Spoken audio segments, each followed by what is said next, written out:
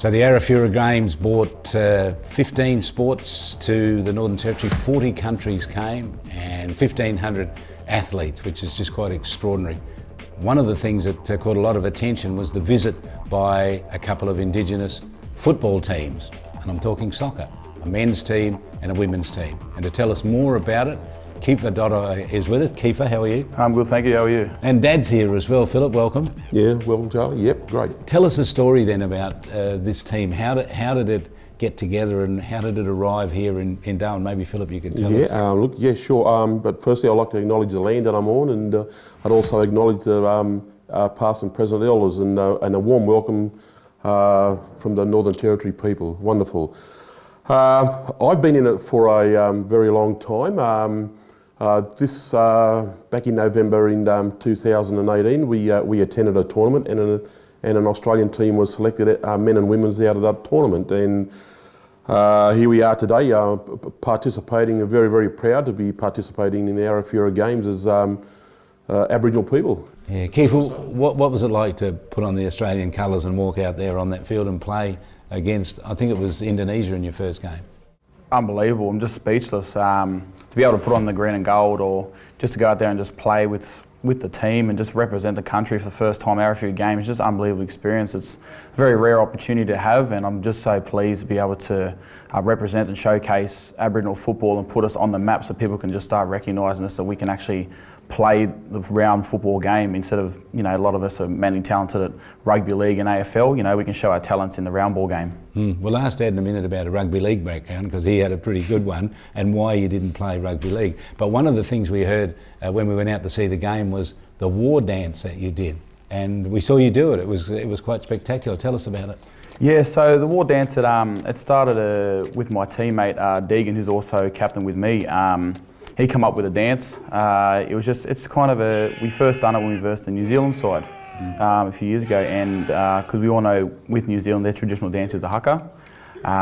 So what that kind of deprived is that it's just kind of a war dance. It's kind of like asking for a challenge. So what my teammate Deegan did, he came up with a war dance for us to be able to do, so we could counter and also rise up to the challenge for the Maori haka that we done. So.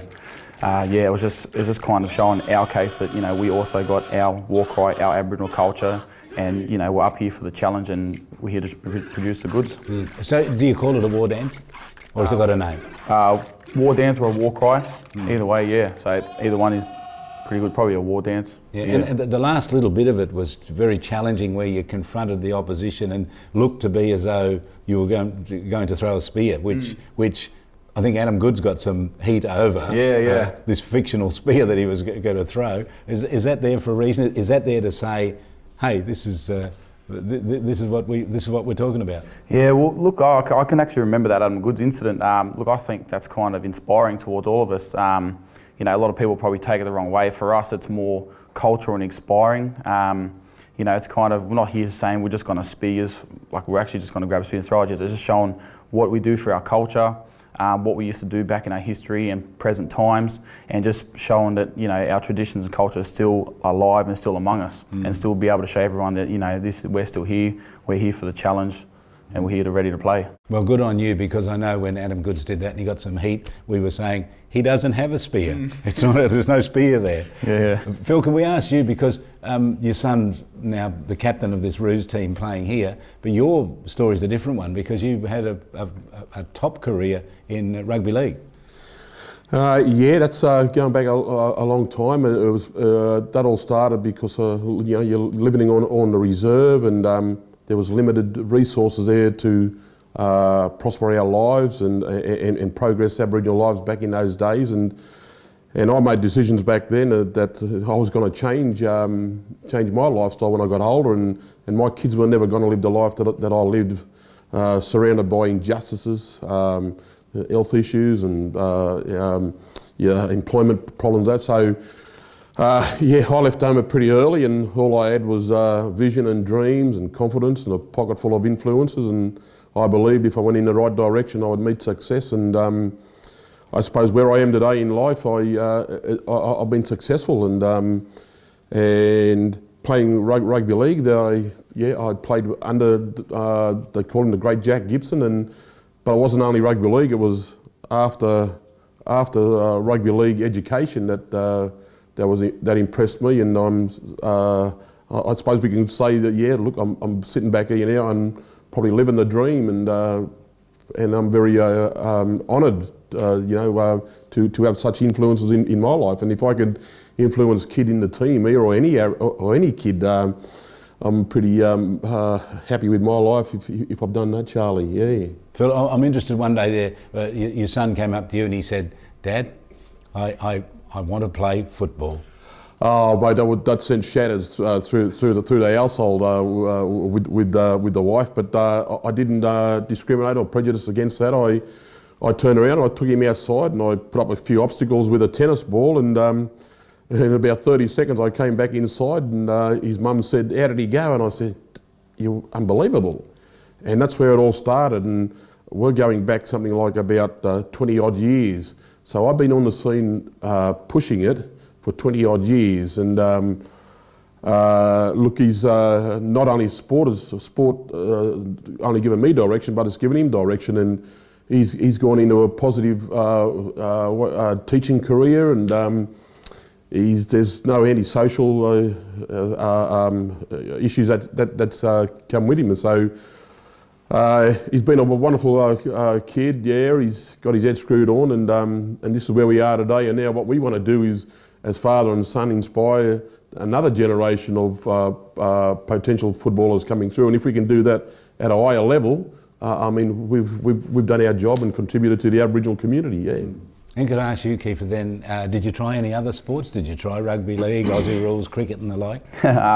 Growing up, I was always real skinny, thin, black fellas like we usually are. Throughout high school, I played a lot of, basketball, touch footy, Oztag, volleyball. So I was one of them athletes that could play like a lot of sports. But I think soccer was the main one coming through. Why? Oh, excuse me. Look, I just suppose that when I was thinking up, soccer's probably one of the most successful careers you can have in terms of a financial security for your future endeavours, for, money-wise. And look, I just think that, I just loved playing soccer. I thought I was pretty good at it and growing up, and it was just a lot of fun for me, that's all. So, yeah, I think that I kind of had a pathway that I thought I could, achieve positive out of. So I stood on that, and I did kind of achieve it. I had a few goals set as I was growing up. I did achieve a few of them, but look, others that I did not, but I still had a secondary pathway that I could to be able to achieve what I thought was a positive goal for myself, and I thought I did do that. So at the moment, it's just everything's just going up pretty good. Well, I might bring Dad in here. With soccer, there's not many Indigenous role models in there to aspire to be like, although when you go back, Phil, there was, of course, Charlie Perkins, there was John Moriarty, but it never really caught on. Why did you think it was a good idea that your son could go and play soccer? Look, and let's go back to those guys, and let's not forget them. They were pioneers of where we are today, and what's happened there was that back in those 60s, I'll go back to it, we had limited resources that can help us project our lives and prosper from it. Charlie, Charlie Perkins, the name says it all, and he's been inspirational. In my own personal life, he's been an inspiration. Going forward, Charlie and the rest of them, they really, really tried. We had Harry Williams, we got guys like Travis Dodd, Jade North. Jade North's probably, he's probably the only one that's ever captained Australia, an Aboriginal. So we've got the icons on the board there, and now we just need the rest of them to come on board with us and listen to us, so we can take our kids. I mean, we don't want to be sitting back in 10, 15 years saying, "Geez, that kid had potential," and we've done nothing about it. And as we know, sport gives directions, and if we can overcome health, employment, and social justice issues, it's a wonderful thing. Yeah. So you're the coordinator of this whole program, but I might, Kiefer, bring you back in here. How did they select the team to come to play at the Arafura Games? Where did you get all these Indigenous players from? So it all started from the tournament that happened last year, the Australian Indigenous Football Championships. A lot of teams were created from all over Australia. You know, you had Darwin, Queensland, New South Wales, just a lot of different areas. I've been hearing that it's been expanding next year, that there's a lot of moving away from Western Australia and South Australia teams coming from over there, so it's getting big every year. But yeah, a lot of teams were created. My team that I played with was Northern Nations, and my manager and coach, we had Dipper, Dean Witt, Dave Witters and I was going to say Dean Witters, Dave Witters and Anthony Green, and they got on board with me. They called me up and asked me to play with them. So yeah, so I decided to join with them. We got players from all around northern New South Wales, hence why I named Northern Nations. So a lot of us don't live close, but when we come together, we all come as one mob, one nation, and then we come together. We go away for a tournament for about a week. And then from that we verse other people, other teams and that are created from themselves from all over Queensland, you know, and then we just play together, verse each other, and from that there's various selectors that pick a team, and fortunately, you know, myself and I have 15 other teammates that I'm proud to play with and compete in Arafura Games with. So I couldn't say anything bad about the boys. Mm. And Philip, the other good news, of course, is there's the Koalas, the women's team as well. What can you tell us about them? Geez, Charlie, they've been wonderful, and we must remember we got girls very, very young in this team. I think they range from 14, 15, 16, a couple of 18-year-olds. They've been great role models up here. Winning, yeah, they've been winning their games, but also off the field. They've been great ambassadors for Indigenous football and Indigenous people. They've won their games, they're winning convincingly, but they're playing against women.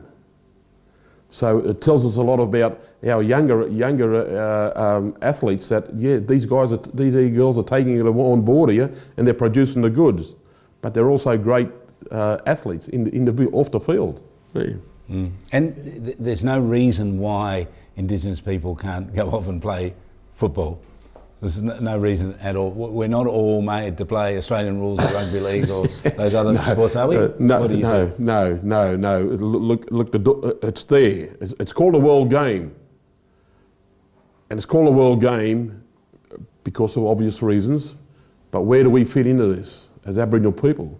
We fit into this on a large scale because the majority of footballers in this world game come from poor countries. And they've practiced in the lanes, they practice with paper, they practice with plastic.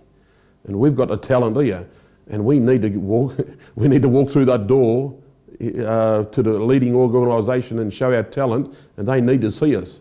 And that's the way we go forward, Charlie, and exposing our kids to the world and our talent. Mm. And can I ask you then, Kiefer, where do you want to see yourself in, say, 5 years from now in terms of soccer? Look, I haven't thought that far ahead. I thought I might be retiring soon, but no, look, I think probably continue what I'm doing. I always said growing up, if I always have two options, if I couldn't make a football career, have an educational career, and fortunate enough, I graduated with a teaching degree. So being a teacher is also, I love doing that, love working with kids. I think that in the next probably 5 years, hopefully I could crack into a professional level. If not, I always thought that my goal was to continue being with the national team, continue, I see myself as a leader for the younger kids, continue being that for them and probably helping them grassroots and grow into professional level at a younger age where I thought I was when I was around their age. Unfortunately, nothing really went too much higher, but hopefully I'm there to be able to help them and do what I can to help the younger kids come through. Trailblazer. Good on you. Role model as well and all of that. Phil, can I leave the last word to you? Where do you want this all to be in, let's say, 10 years from now? Where will it be?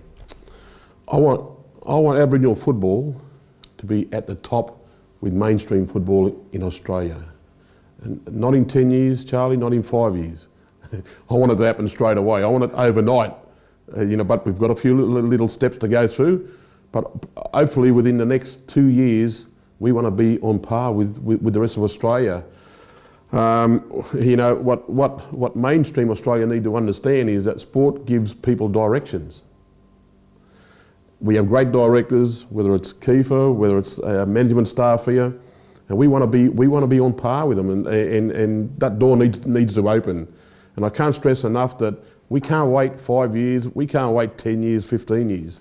We need you on board now, and you need us on board, because we are very, very talented athletes. There's no doubt about that. We have a superior ability, which is, I believe, which is called natural ability.